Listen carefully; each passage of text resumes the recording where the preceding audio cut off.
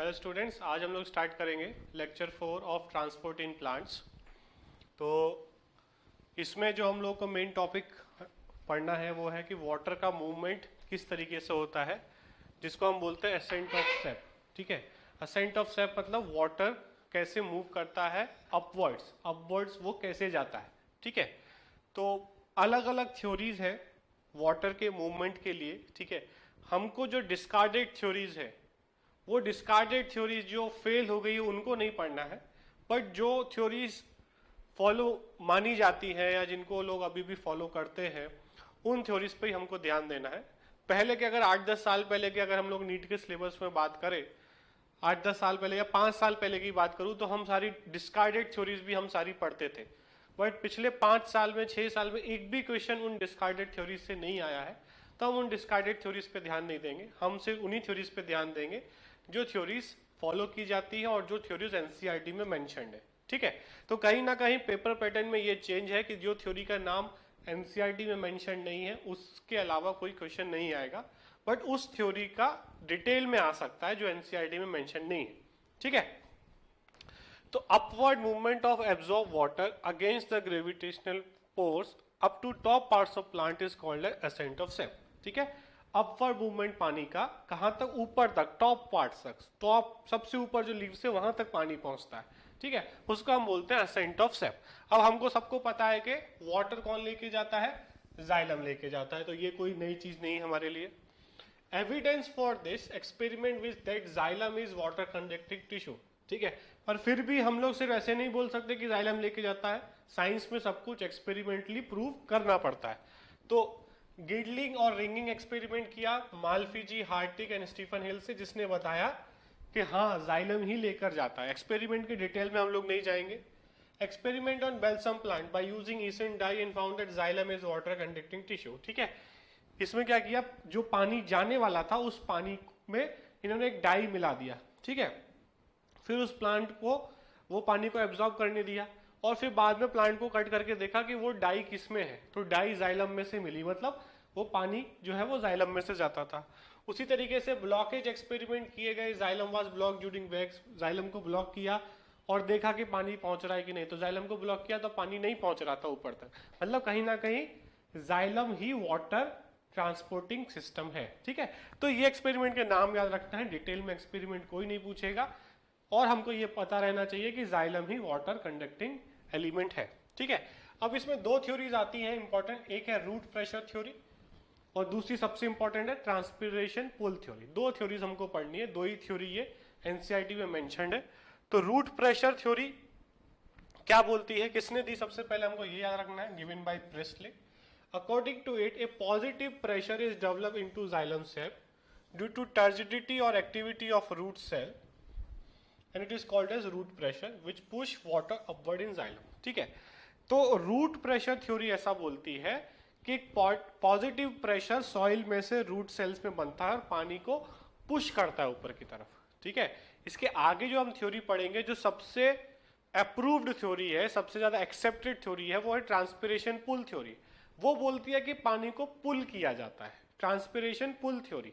ठीक है, बट ये थ्योरी बोलती है कि पुश किया जाता है। एक तरह से आप समझो कि आप अपने गार्डन में पानी डाल रहे हो, प्रेशर से पानी डाल रहे हो, तो वो पॉजिटिव प्रेशर है, और आप स्ट्रॉ से कोल्ड ड्रिंक पी रहे हो, स्ट्रॉ से आप कोल्ड ड्रिंक पी रहे हो, दैट इज नेगेटिव प्रेशर। आप स्ट्रॉ में नेगेटिव प्रेशर डेवलप कर रहे हो, इसलिए कोल्ड ड्रिंक ऊपर की तरफ आ रही है अगेंस्ट द ग्रेविटी।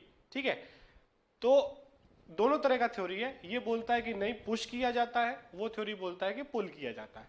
बट देखा जाए तो हम इन दोनों थ्योरी को सही मानते हैं, बट अलग अलग कंटेक्स्ट में। छोटे प्लांट्स के लिए जिनकी हाइट 1-2 फीट की है तो हम बोलते हैं कि हाँ रूट प्रेशर हो सकता है, काम करता है, बट ट्रीज के लिए, टॉल प्लांट्स के लिए ये थ्योरी फेल हो जाती है, ये थ्योरी टॉल प्लांट्स में नहीं एप्लीकेबल है।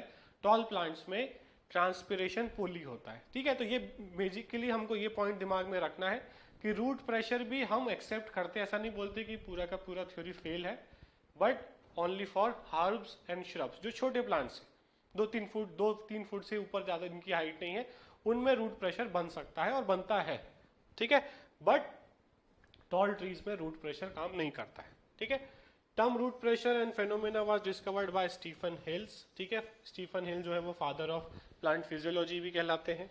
Objection, root pressure is absent in woody plants like gymnosperm. अब इसकी गलतियां कहाँ मिली कि रूट प्रेशर हमें जिम्नोस्पर्म में देखने को नहीं मिलता, बट जिम्नोस्पर्म में पानी तो ट्रांसपोर्ट होता ही होगा, मतलब यहाँ पर ये थ्योरी फेल होती है। When root pressure is high during night, then ascent of sap is low. फिर इन लोगों ने, साइंटिस्ट ने क्या किया, रूट प्रेशर मॉनिटर किया, तो रूट प्रेशर जब ज्यादा है तब पानी का ट्रांसपोर्ट कम है। तो कुछ इसकी थ्योरी की जो बातें हैं वो मैच नहीं हुई, इसमें बहुत सारे हमको लूप होल्स, वीक पॉइंट्स मिले, ठीक है। तो ये वही चीज लिखी हुई है यहाँ पर रूट प्रेशर के बारे में, इसको आप स्किप कर सकते हो। It helps to push up water to small heights in the stem, ठीक है, कुछ हाइट तक ये भेज सकता है, बाकी ये ज्यादा लॉन्ग डिस्टेंस पे नहीं भेज सकता है। हाँ, अब experiment to prove existence of root pressure. During early morning, having atmospheric moisture, cut a soft plant stem horizontally near the base, drop of ऑलिजन ooze out of the cut. अगर आप सुबह सुबह एक छोटे प्लांट की स्टेम को cut करेंगे, ठीक है, तो उसमें से थोड़ा सा पानी निकलने लगेगा, ठीक है, स्टेम में से पानी निकलने लगेगा। वो क्यों निकल रहा है? मॉर्निंग के टाइम पे देखो, ट्रांसपिरेशन तभी होगा जब सनलाइट होगी, ठीक है। अर्ली मॉर्निंग में ट्रांसपिरेशन नहीं होता है, बंद रहता है, तो ट्रांसपिरेशन जो है वो सनलाइट के टाइम पे होने वाला है। अर्ली मॉर्निंग में ट्रांसपिरेशन नहीं होगा, तो ये जो भी पानी निकल रहा है वो कहीं ना कहीं रूट प्रेशर की वजह से निकल रहा है। At night and early morning, evaporation is low, so excess water collects as droplets around special opening of veins near the tip of grass blades and leaves of many herbaceous part. Such water loss in liquid phase called as guttation. दूसरी चीज हम देखते हैं, सुबह सुबह घास के ऊपर पानी रहता है, ठीक है। एक तो होता है जो ऊपर से ओस गिरती है, बट आप देखोगे यहाँ गुजरात में कोई ओस वोस तो नहीं गिरती है ना, वो नॉर्थ इंडिया में होता है या साउथ में होता है, गुजरात में कोई ओस नहीं। तो जो घास के ऊपर जो पानी होता है, घास के लीफ पे साइड साइड में ड्रॉपलेट्स होती है, वो गटेशन हम उसे बोलते हैं, वो रूट प्रेशर की वजह से पानी वहां से निकला होता है, ठीक है, क्योंकि रात में तो कोई ट्रांसपिरेशन नहीं हो सकता, ट्रांसपिरेशन के लिए हमें लाइट चाहिए, सनलाइट चाहिए, ठीक है। तो इस तरीके से जो पानी दिखता है हमको, that is due to root pressure. तो रूट प्रेशर होता है, ठीक है, बट रूट प्रेशर एक मॉडेस्ट पुश दे सकता है in the water transport. It has no major role in water movement in tall trees, ठीक है। तो ये पॉइंट इंपॉर्टेंट है, इसको आपको नोट करना है कि रूट प्रेशर, ठीक है, मानते हैं कि रूट प्रेशर होता है, हम ऐसा नहीं बोल रहे कि रूट प्रेशर थ्योरी फेल है, but it is not applicable for tall trees. तो छोटे प्लांट्स में, घास में, छोटे छोटे प्लांट्स में रूट प्रेशर से पानी ऊपर तक ले जाया जा सकता है, बट जैसे ही आप टॉल ट्रीज की बात करोगे, दिस थ्योरी इज फेल्ड, ठीक है। तो this theory is not applicable on tall trees. Greatest role of root pressure is to re-establish continuous chain of water molecules in the xylem, which often break under the tension created by transpiration, ठीक है। अब इसका काम क्या है कि जब transpiration से पुल होता है तो वो चेन कभी कभी टूट जाता है, तो उसको जोड़ने में रूट प्रेशर हमको नीचे से थोड़ा थोड़ा पुश कर पाता है, ये 1-2 फीट हाइट तक, तो ये थोड़ा सा हेल्प कर देता है ट्रांसपिरेशन का, बट ऊपर तक पानी ये नहीं पहुंचा सकता, ठीक है। In most plants majority of water transport occur by transpiration pull, ये हमको याद रखना है। तो ये आ जाता है हमारा दूसरा theory, transpiration pull and cohesion force theory. किसने दिया? Dixon and Joly. Most accepted और यूनिवर्सली एक्सेप्टेड थ्योरी, ये सबसे इंपॉर्टेंट पॉइंट है, किसने दिया, ये बहुत इंपॉर्टेंट पॉइंट, ठीक है।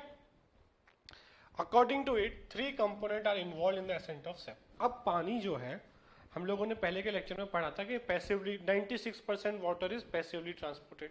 ग्रेविटी के अगेंस्ट ऊपर की तरफ जा रहा है, एनर्जी भी नहीं लग रही, और कैसे जा रहा है ना, एनर्जी लग रही होती तो ठीक है, इतने ऊपर बिना किसी एनर्जी के, हमारे घर पे भी हमको पानी ऊपर प्लांट की हाइट जितना भी चढ़ाना होता है ना, मान लो फर्स्ट फ्लोर पे भी अगर हमें पानी चढ़ाना है तो हमें एनर्जी लगानी पड़ती है, हमको मोटर लगानी पड़ती है, पानी ऐसे नहीं चढ़ता। तो प्लांट कैसे चढ़ा ले रहा है, ठीक है। तो प्लांट ने ये सिस्टम डेवलप किया है, कोहेशन एडेशन, ठीक है। कोहेशन क्या है? Mutual attraction between water molecules. दो सेम चीजों के बीच में अगर अट्रैक्शन है तो उसे हम बोलते हैं कोहेशन, और 2 डिफरेंट चीजों के बीच में अगर अट्रैक्शन हो रहा है तो उसको हम बोलते हैं एडेशन। जैसे फेविकॉल होता है ना, उसे हम बोलते हैं एडहेसिव। तो फेविकॉल से नहीं चिपकता है, फेविकॉल नहीं चिपकता, बट फेविकॉल दो डिफरेंट चीजों को चिपका सकता है, तो उसको हम बोलते हैं एडेसिव। वो वर्ड कहां से आया? एडेशन से। और सेम चीजों के बीच में अगर अट्रैक्शन है तो उसको हम बोलते हैं कोहेशन। जैसे वाटर और वाटर मॉलिक्यूल के बीच में अट्रैक्शन है, दैट इज कोहेशन। ठीक है, तो this is known as cohesion which forms a continuous water column in xylem. अब एक तरह से समझो आप, जैसे हॉलीवुड की मूवीज होती हैं या बॉलीवुड की मूवीज में भी, मान लो कि कोई वो स्पाइडरमैन टाइप स्पाइडरमैन है, ठीक है, और वो एक छोटे से दो बिल्डिंग्स के बीच में छोटी सी जगह है, वहां पे गिर गया है नीचे, ठीक है, तो वो क्या करते हैं, ऐसे फटाफट ऊपर चढ़ जाते हैं। अब आप समझो कि उस गड्ढे में, जिस गड्ढे के दोनों तरफ वॉल है और वो छोटा सा गड्ढा है, उसमें लोगों को चढ़ना है, तो लोग कैसे चढ़ेंगे? वॉल पे वो स्टिक करने की कोशिश करेंगे अपने आप को, अपने हाथ को जो है वो वॉल के ऊपर रखेंगे और ऊपर वाला मॉलिक्यूल ऊपर की तरफ उठेगा। अब उसके नीचे जो मॉलिक्यूल है वो क्या करेगा? एक तो उसकी टांग पकड़ लेगा। अब मान लो उसके 3 हाथ है, एक हाथ से उसने ऊपर वाले की टांग पकड़ी हुई है और 2 हाथ से वो वॉल पे प्रेशर लगा रहा है, ठीक है, तो इसको हम बोलेंगे कि वो आपस में जो दोनों के बीच में इंटरेक्शन है, सामने ऊपर वाले की टांग पकड़ी है, दिस इज कोहेशन। और जो साइड में जाइलम वॉल, बगल में क्या है? जाइलम की वॉल, उस पे जो उन लोगों ने अट्रैक्शन लगाया हुआ है, उससे जो चिपके हुए, that is called as adhesion. ठीक है, तो जब ये कोहेशन एडेशन साथ में लगता है तो ये वाटर की मॉलिक्यूल एक मोतियों की माला की तरह ऊपर चढ़ती चली जाती है। ठीक है, एक टेंशन क्रिएट होता है और ये मोतियों की माला की तरह ऊपर चढ़ती चली जाती है और ट्रांसपिरेशन से पानी बाहर भी निकलता रहता है। ठीक है, ट्रांसपिरेशन जो है वो 98% पानी वेस्ट होता है, बट वो एक मजबूरी है प्लांट की कि भाई उसे पानी चाहिए तो पानी वेस्ट करना पड़ेगा, एटमॉस्फेयर में डालना पड़ेगा। ठीक है, तो attraction between xylem walls and water molecules, हमने बताया आपको कि वो एडेशन है। ठीक है, उसके बाद ट्रांसपिरेशन पुल कैसे होगा? टेंशन और negative pressure develops in xylem due to rapid transpiration in leaves. ठीक है, तो अब क्या होगा? लीव्स में से पानी जो है स्टोमेटा के थ्रू बाहर जा रहा है। जब लीव्स में से बाहर जाएगा तो लीव्स में वाटर का कॉन्सेंट्रेशन कम और नीचे जाइलम में वाटर का कॉन्सेंट्रेशन ज्यादा, तो एक कॉन्सेंट्रेशन डिफरेंस हुआ। ठीक है, बिकॉज ऑफ हाई डीपीडी, तो क्या होगा? Water will move from lower DPD to high DPD, तो वाटर मॉलिक्यूल लीव्स की तरह अट्रैक्ट होने लगता है। ठीक है, और एक पतला सा चेन है जाइलम का, तो एक वाटर मॉलिक्यूल का चेन जो है वो ऊपर की तरफ बनता हुआ जाता है और लीव्स ट्रांसपिरेशन कंटिन्यूअसली करते रहते हैं, इसलिए नीचे से खिंचता रहता है। अगर लीव्स ने ट्रांसपिरेशन बंद कर दिया, मतलब एटमॉस्फेयर में वाटर लॉस बंद कर दिया, तो ट्रांसपिरेशन ब्रेक हो जाएगा, ये चेन टूट जाएगी। ठीक है, तो वाटर लॉस करना बहुत जरूरी है अगर पानी ऊपर तक खींचना है तो। ठीक है, इसको आप एक एग्जांपल से समझोगे। मान लो आप एक महाराजा हो, ठीक है, आप एक महाराजा हो, आपका महल है, बट आप महल के ऊपर पानी का टंकी नहीं बनवा पाए हो। ठीक है, नीचे तो मोटर है बट पानी की टंकी नहीं है। महाराजा की हालत थोड़ी खराब है, ठीक है, बट एटीट्यूड तो महाराजा वाला ही है। पैसे की कमी हो गई है, टंकी नहीं बनवा पा रहे, बट एटीट्यूड तो महाराजा वाला ही है। अब महाराजा को प्यास बहुत लगती है, ठीक है, महाराजा को प्यास बहुत लगती है, वो घर में कहीं पे भी अपना सोने का गिलास लेके घूमते रहते हैं। सोने का गिलास है महाराजा के पास, और उन्होंने बोला है कि कोई भी नल में से मैं कभी भी पानी पी सकता हूँ, चाहे मैं फर्स्ट फ्लोर पे हूँ, सेकंड फ्लोर पे हूँ, थर्ड फ्लोर पे हूँ, मेरे को कभी ऐसा नहीं होना चाहिए कि पानी ना आए। सारे नौकरों को बोला हुआ है। ठीक है, अब नौकरों को टेंशन है कि अगर पानी किसी दिन उनके गिलास में नहीं आया तो ये हमको मार देंगे, है ना, फांसी पे चढ़ा देंगे। तो वो नौकर अपनी जान बचाने के लिए क्या करेगा? वो नीचे वाला मोटर हमेशा चालू रखेगा। अब पानी तो वो दिन में 4-5 गिलास ही पिएगा, मोटर हमेशा चालू है तो क्या होगा? छत पे पानी जो है, टेरेस पे पानी हमेशा फैलता रहेगा एक्सेस में, बट फैलता रहेगा कोई बात नहीं, बट उस नौकर की जिंदगी बच रही। क्यों? क्योंकि जब भी नल खोलेगा वो महाराजा तो उसमें से पानी आएगा। यही कुछ प्रॉब्लम प्लांट के साथ है। प्लांट महाराजा तो नहीं है, बट प्लांट के पास पानी की टंकी नहीं है, वो ऊपर पानी स्टोर नहीं कर सकता, तो उससे मजबूरी में पानी फैलाना है, ऊपर से पानी फैलाना है, तभी नीचे से ऊपर आएगा। ठीक है, यहां पर प्लांट में पुल होके आ रहा है, नॉर्मल कंडीशन में महाराजा के ऑफिस में पुश होके आ रहा था मोटर से। प्लांट के पास मोटर भी नहीं है और ना ही पानी की टंकी है।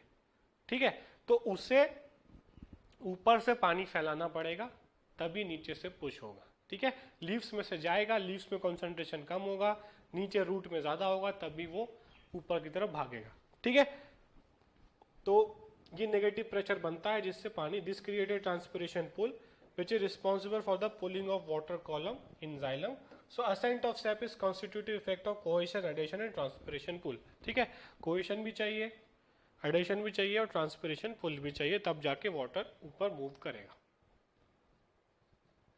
ठीक है, उसके बाद आता है हमारा फ्लोएम ट्रांसपोर्ट। तो ये हो गया हमारा वाटर ट्रांसपोर्ट। वाटर ट्रांसपोर्ट में दो थ्योरी है, root theory, root pressure theory और ट्रांसपिरेशन पुल थ्योरी। दोनों के बारे में हम लोगों ने पढ़ा। Most accepted theory for plants is transpiration pull theory. Small plants में, ग्रासेस में, हार्ब श्रब्स में रूट प्रेशर एप्लीकेबल हो सकता है, बट टॉल प्लांट्स के लिए कभी भी रूट प्रेशर एप्लीकेबल नहीं होगा। ये हमें याद रखना है। इसी कॉन्सेप्ट के साथ हमको एमसीक्यू सॉल्व करना है कि टॉल प्लांट में ट्रांसपिरेशन पुल ही लगेगा। और ट्रांसपिरेशन पुल में तीन इंपॉर्टेंट चीज है, adhesion, cohesion and transpiration pull. ठीक है, तीनों मिलके पानी को ऊपर खींचते हैं। उसके बाद आता है फ्लोएम ट्रांसपोर्ट, मतलब फूड का ट्रांसपोर्ट कैसे होता है। हमें पता है कि लीव्स में फोटोसिंथेसिस से ग्लूकोज बनता है, हम लोगों ने फोटोसिंथेसिस पढ़ा था। और वो जो लीव्स में जो ग्लूकोज बनता है वो कन्वर्ट हो जाता है सुक्रोज में ट्रांसपोर्ट करने के लिए, क्योंकि सुक्रोज एक इनर्ट मटेरियल है। ग्लूकोज को ट्रांसपोर्ट करेंगे तो वो रास्ते में रिएक्ट करता हुआ जाएगा, तो हम एक इनर्ट फॉर्म में उसे जो है स्टेबल फॉर्म में ट्रांसपोर्ट करता है प्लांट। तो सुक्रोज का ट्रांसपोर्ट, अब सुक्रोज कैसे जाएगा, ठीक है, वो हमको देखना है। It is the long distance movement of organic substance food primary sucrose from a source, ठीक है, जहां पर बन रहा है, टू ए सिंक, जहां पर उसे भेजना है, थ्रू फ्लोएम। फ्लोएम के थ्रू होगा ये। The source and sink may be reverse depending on the season. अब इस केस में जो है सोर्स और सिंक जो है वो हमेशा सेम नहीं रहेगा। जैसे जाइलम के केस में हमें पता है कि हमेशा प्लांट को पानी रूट से लीफ की तरफ जाएगा, कभी भी ऐसा नहीं होगा कि लीफ से पानी रूट की तरफ जाएगा। वो हमेशा यूनिडायरेक्शनल है, वाटर का मूवमेंट यूनिडायरेक्शनल। बट यहां पर फूड का मूवमेंट जो है वो सोर्स और सिंक चेंज हो सकता है। मान लो दिन में फूड जो है वो लीफ से रूट की तरफ जा रहा है, कि दिन में रूट्स लीव्स खाना बनाती जा रही है और बोलती है रूट को तुम स्टोर करते जाओ, मैं बना रही हूँ तुम स्टोर करते जाओ, मैं भेज रही हूँ, ठीक है। बट जब रात हो जाएगी तो वो लीव्स रूट को बोलेंगे कि दिन में जो मैंने अपनी मेहनत से बनाया था उसमें मुझे तो दो खाने को, मुझे भूख लगी है, अब दिन भर काम किया और मेरे पास कुछ है ही नहीं। तो क्या होगा, रूट से फिर लीव्स की तरफ आएगा खाना। तो सोर्स अब क्या हो गया, रूट, दिन में सोर्स क्या था, लीफ। तो यहां पर बाई डायरेक्शनल होगा according to need, but water वाले केस में यूनिडायरेक्शनल होगा, ठीक है। अब direction of movement in the phloem can be upwards और downward, bidirectional. In xylem movement is always unidirectional. जो भी चीज मैं बोल रहा हूँ यहाँ पे लिखी भी हुई है, ऐसा नहीं है कि मैं सिर्फ ऐसे ही बोल रहा हूँ, तो आपको नोट जरूर करना है। Hence, food in phloem sap can be transported in any direction. Phloem sap is mainly water and sucrose, और water का main role water food transport में भी। ऐसा नहीं है कि सूखा सूखा फूड जा रहा है फ्लोएम में, उसमें भी पानी तो रहेगा, पानी में मिक्स होकर ही सुक्रोज जाएगा, ठीक है। अब जाएगा कैसे, तो इसमें जो थ्योरी अप्लाई होती है उसको हम बोलते हैं प्रेशर फ्लो या मास फ्लो हाइपोथेसिस, ठीक है। It is the hypothesis that explains mechanism translocation of sugar. The glucose prepared at the source is converted to sucrose. सबसे पहले ग्लूकोज से सुक्रोज में कन्वर्ट हुआ। Sucrose is move into the companion cells and then into the living phloem sieve tube, ठीक है। Sucrose जो है companion cells में आता है, फिर सीव ट्यूब में आता है बाय एक्टिव ट्रांसपोर्ट, ठीक है। ये इंपॉर्टेंट पॉइंट है यहाँ पर, बाय एक्टिव ट्रांसपोर्ट, इसको हम बोलते हैं लोडिंग। देखो ये 4-5 स्लाइड में जो भी चीज थ्योरी में आने वाली है, लास्ट स्लाइड में मैंने फ्लो चार्ट के थ्रू समझाया है सुक्रोज के ट्रांसपोर्ट को, फूड के ट्रांसपोर्ट को, ठीक है। तो आप चाहो तो ये थ्योरी वाले पॉइंट्स लिख सकते हो, या लास्ट वाला जो फ्लो चार्ट वाला है वो लिख सकते हो। मेरे हिसाब से तो फ्लो चार्ट वाला लिखोगे तो ये थ्योरी वाले पॉइंट्स लिखने की जरूरत नहीं है, दोनों चीज नहीं लिखनी है आपको। या तो आप थ्योरी की फॉर्म में लिख लो और लास्ट में इसी चीज को मैं फ्लो चार्ट के जरूर समझाऊंगा, उसमें लिख लो, ठीक है। तो क्या होगा, फूड बना, ग्लूकोज बना, सुक्रोज में कन्वर्ट हुआ, कंपेनियन सेल्स में पहुंचा, फिर लोडिंग हुआ उसका फ्लोएम सीव ट्यूब में, ठीक है। जो मेन फ्लोएम है उसको हम बोलते हैं सीव ट्यूब, और ये एक्टिव है। It produce a hypertonic condition in phloem. अब क्या होगा, हाइपरटोनिक कंडीशन हो जाएगी क्योंकि सुक्रोज आ गया फ्लोएम में, ठीक है। अब क्या होगा, फ्लोएम के बगल में जाइलम है, ठीक है। यहाँ पर हमने देखा कि सुक्रोज लीफ सेल से आया और यहाँ पे सुक्रोज इकट्ठा हुआ, तो क्या होगा, यहाँ पे कॉन्सेंट्रेशन बढ़ेगा, वाटर बगल में जाइलम है तो वाटर इधर से इधर आ जाएगा। क्यों? क्योंकि यहाँ पे सॉलिड कॉन्सेंट्रेशन ज्यादा हो गया तो वाटर इधर से इधर आ जाएगा। ठीक है, अब जब वाटर इधर से इधर आ जाएगा तो क्या होगा, यहाँ पर वाटर कॉन्सेंट्रेशन ज्यादा हो जाएगा एज कंपेयर टू नीचे वाला पार्ट, तो ये पूरा सोल्यूशन नीचे की तरफ मूव करेगा। इसको मैं आपको दिखा देता हूँ। Sieve tube cells form long channels with holes in sieve plates. ठीक है, ये सीव प्लेट्स है। Cytoplasmic strand pass through these holes forming continuous filament. ये पूरा एक कंटिन्यूस फिलामेंट बनाते हैं। ठीक है, इसमें बीच बीच में होल्स होते हैं, ये जो आप देख रहे हो छोटे छोटे होल्स हैं जिनके थ्रू ये फ्लोएम मूव करेगा, वाटर मूव करेगा, फूड मूव करेगा। Water in the adjacent xylem moves into the phloem by osmosis. अब वाटर जो है इधर से इधर आ जाता है क्योंकि यहाँ पर कॉन्सेंट्रेशन सॉल्यूट का ज्यादा हो गया, यहाँ पानी सिर्फ प्योर पानी है तो पानी इधर की तरफ मूव कर जाता है। ठीक है, as osmotic hydrostatic pressure builds up the phloems have moved to areas of lower osmotic pressure. अब जब पानी यहाँ पर ज्यादा है, सॉल्यूट ज्यादा है तो यहाँ पर ऑस्मोटिक प्रेशर ज्यादा हो गया, नीचे की तरफ फ्लोएम में खाली अभी कुछ है ही नहीं वहां पर, तो ये अब नीचे की तरफ मूव करने लग जाता है। नीचे मतलब सिंक की तरफ, जहां पर कुछ भी नहीं है, जहां पर ना फूड है और ना ही वाटर है। ठीक है, वहां से फिर रूट में पहुंचने के बाद फ्लोएम निकल जाता है। जब इसमें से सुक्रोज निकल जाएगा तो वाटर का कॉन्सेंट्रेशन यहाँ पर जो है वो ज्यादा हो जाएगा, यहाँ पे कम हो जाएगा, तो वाटर वापस से जाइलम में चला जाएगा। तो एक तरीके से देखा जाए तो वाटर ही सुक्रोज के ट्रांसपोर्ट को करवा रहा है। ठीक है, तो हर चीज में वाटर तो इन्वॉल्व है, बट फ्लोएम में बाई डायरेक्शनल होगा। ठीक है, और एक्टिव होगा। The sucrose from phloem sap actively moves into the cell. यहां पर ये लोडिंग, इसको हम बोलते हैं लोडिंग, यहाँ पे बोलते हैं अनलोडिंग। ठीक है, दोनों एक्टिव होंगे। इसको अब हम लोग ऐसा करते हैं, पूरे फ्लो चार्ट के थ्रू समझते हैं, थ्योरी के थ्रू ज्यादा समझ में नहीं आता, फ्लो चार्ट के थ्रू समझोगे तो सब समझ में आ जाएगा। ठीक है, तो ये पूरा फ्लो चार्ट है, इसको मैं टुकड़ों में दिखाऊंगा क्योंकि यहां पर आप देख नहीं पाओगे।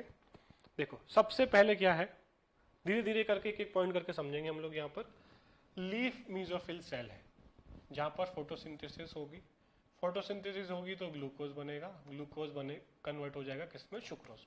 ठीक है, ये लीफ मीजोफिल सेल में हुआ। अब क्या होगा, यहाँ पर ऑस्मोटिक प्रेशर इंक्रीज होगा। भाई ज्यादा से ज्यादा सुक्रोज बढ़ रहा है, सॉल्यूट बढ़ता जा रहा है तो ऑस्मोटिक प्रेशर होगा, इससे होगी एंड ऑस्मोसिस। मतलब लीफ सेल में सॉल्यूट बढ़ा, फोटोसिंथेसिस हुई तो सॉल्यूट का कॉन्सेंट्रेशन बढ़ रहा है, खूब सारा सुक्रोज बन रहा है, तो एंडोस्मोसिस मतलब पानी उसके अंदर जाएगा। Rise in turgor pressure of mesophyll cell. अब पानी अंदर जाएगा तो जितना पानी अंदर जाएगा उतना टर्गर प्रेशर बढ़ेगा। अब वहां पे mass flow of H2 and sucrose due to turgor gradient. अब H2 और सुक्रोज दोनों जो है कहां पर आ जाएंगे, सीव ट्यूब सेल में with the help of ATP। इसको हम बोलते हैं लोडिंग। ठीक है, मतलब एक तरह से बोलो कि आप ऊपर ये मान लो ये फ्लोएम है, ठीक है, ये बगल में जाइलम है और यहां पर जो है मीजोफिल सेल्स थे। ठीक है, जहां पर हमारा ये मान लो कि यहां पर सुक्रोज बन रहा था, तो इससे इसमें आने का, फ्लोएम में आने का जो प्रोसेस है, इससे फ्लोएम में आने का जो प्रोसेस है, यहां पर जब सुक्रोज पहुंचेगा इसको हम बोलते हैं लोडिंग, और लोडिंग प्रोसेस में यहां पर ATP यूज होगा। ठीक है, अब सुक्रोज यहां पहुंच गया, दिस इज दिस स्टेप। ठीक है, लोडिंग हो गया। अब क्या होगा, जब यहां पर कॉन्सेंट्रेशन बढ़ा, ये कंडीशन हाइपरटोनिक हुई, और यहां पर क्या है हमारे पास, यहां पर हमारे पास पानी है, प्योर पानी है जाइलम में। अब पानी का कॉन्सेंट्रेशन यहां ज्यादा है, यहां कम है, तो पानी इधर से इधर चला जाएगा। ठीक है, अब पानी इधर से इधर चला गया, यहाँ एक सॉल्यूशन बना, इसका कॉन्सेंट्रेशन ऑस्मोटिक प्रेशर यहाँ ज्यादा है और इधर की तरफ तो कुछ है नहीं। ये मान लो ये वाला रीजन जो है वो रूट का रीजन है। ठीक है, ये लंबा फ्लो है, ऊपर से लेकर नीचे तक, इतना लंबा हम नहीं बना रहे, यहाँ पे शॉर्ट में दिखा रहे, इधर वाला रीजन रूट का है। तो अब ये सॉल्यूशन इधर मूव करेगा, ऑब्वियस है। ठीक है, अब यहाँ पर सुक्रोज और पानी दोनों यहाँ पर पहुंच जाएंगे। अब क्या होगा, यहां से रूट सेल से, यहां पर रूट सेल से यहां पर ये जो है हमारा सुक्रोज है वो रूट सेल्स में चला जाएगा, यहां पर भी ATP लगेगा। मतलब लोडिंग सामान को चढ़ाने का, लिफ्ट में सामान को चढ़ाने का और लिफ्ट में से सामान को उतारने में, दोनों में एटीपी लगेगा। एक को हम लोडिंग बोल रहे हैं, एक को अनलोडिंग बोल रहे हैं, ठीक है। और जब इसमें से लिफ्ट में से सामान निकल जाएगा, सुक्रोज निकल जाएगा, तो यहाँ बचेगा पानी। पानी बोलेगा चलो भाई मैं अकेला रह गया हूँ, यहाँ पे कॉन्सेंट्रेशन मेरी ज्यादा है, यहाँ कम है, तो मैं वापस चला जाता हूँ। पानी वापस से जाइलम में चला जाएगा और ये वापस इधर चला जाएगा, ठीक है। तो यहाँ पर लोडिंग हुई, water comes in sieve tube cells from xylem and increase turgor pressure, ATP लगेगा, sucrose come to root cells, और यहाँ पर अनलोडिंग हो गई। अनलोडिंग में भी एटीपी लगेगा। तो लोडिंग और अनलोडिंग में दोनों में एटीपी लगेगा। अब जब सुक्रोज जो है वो रूट सेल में चला जाएगा या सुक्रोज यूज अप हो जाएगा रेस्पिरेशन में, तो क्या होगा, decrease in osmotic pressure of root cells का ऑस्मोटिक प्रेशर कम होगा और water moves to the root xylem, water वापस से जाइलम में चला जाएगा और ये वाटर वापस से आप देख रहे हो ऊपर जाके वापस से उसमें जा रहा है। तो ये कंटिन्यूअस चलता रहेगा, ठीक है। तो ये फ्लो चार्ट आपको बना लेना है। ये फर्स्ट स्लाइड है, ये सेकेंड स्लाइड है, ठीक है। बस इतना याद रखना है कि फ्लोएम को, सुक्रोज को फ्लोएम में ऐड करने में भी एनर्जी लगेगी और सुक्रोज को फ्लोएम से निकालने में भी एनर्जी लगेगी। लोडिंग और अनलोडिंग दोनों में एटीपी लगेगा, ठीक है। तो ये हो गया हमारा वाटर एंड फूड ट्रांसपोर्ट, ठीक है। इसके आगे का हम लोग, आगे का ट्रांसपिरेशन एक टॉपिक बाकी है, कुछ छोटे छोटे और टॉपिक्स बाकी है, वो हम लोग नेक्स्ट लेक्चर में पढ़ेंगे, ठीक है। Thank you.